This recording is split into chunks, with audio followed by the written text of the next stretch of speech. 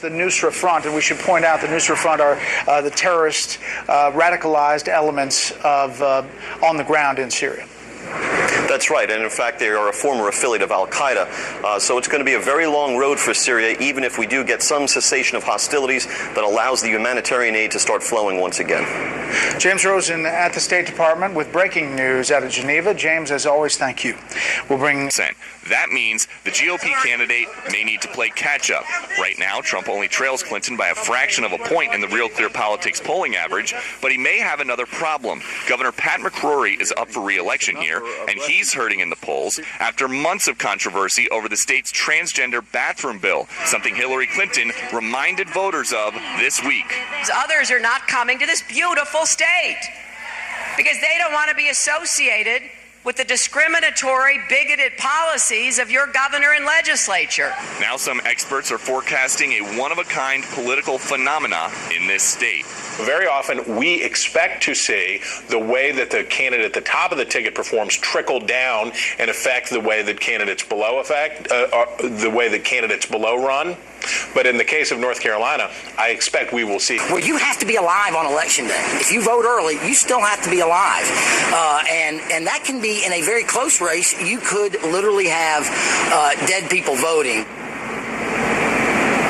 17 days of early in-person voting starts soon, and Democrats are calling recent Republican attempts to limit hours at some of these early voting locations an attempt to suppress minority turnout. But the GOP says that is not the case. They are just concerned that starting so early gives people too many chances to cheat the system. Brett? Peter Doocy, live in Raleigh. Peter, thank you. Louisiana's governor to get financial compensation. We'll explain. He has to make a decision soon. First, here's what some of our Fox affiliates around the country are covering. Beautiful shot of New York City there. The pressure is on President Obama tonight over a piece of legislation that could eventually lead to money for the families of the 9/11 victims. The administration has signaled a possible veto just 2 days before the 15th anniversary of the 9/11 attacks.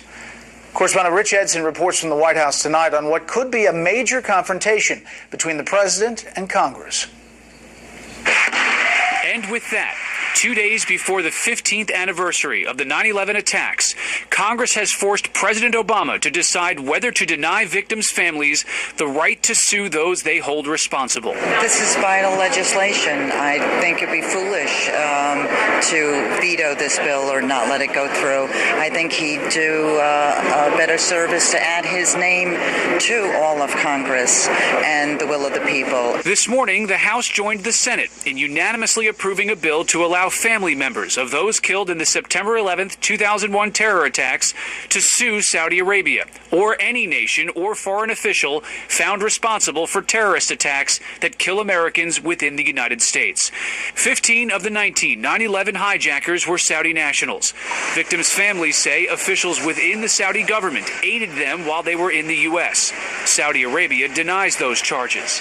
A government which has protested for so long that it is wholly innocent of any responsibility shouldn't be complaining that it will have to answer to these charges in a court of law. President Obama argues the bill opens the possibility of Americans routinely suing other governments.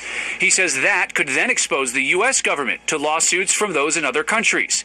Two top officials in the administration of George W. Bush agree. His former ambassador to the United Nations, John Bolton, and Attorney General Michael Mukasey write in the Wall Street Journal that the bill, quote, shifts authority for a huge component of national security from the politically accountable branches, the president and Congress, to the judiciary, the branch least competent to deal with international matters of life and death and least politically accountable.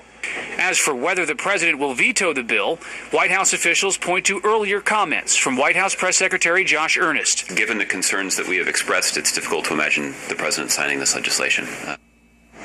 If the president vetoes this bill, Congress, with wide bipartisan support for this effort, could vote to override that presidential veto. It would take a 2/3 majority in the House and in the Senate, and if that happens, it would be the first veto override of President Obama's administration.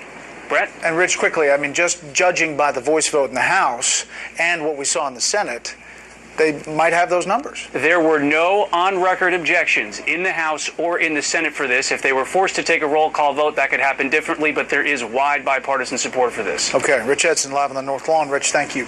We're learning tonight that federal agents have disrupted several advanced terror plots to the homeland during the tenure of Homeland Security Secretary Jeh Johnson.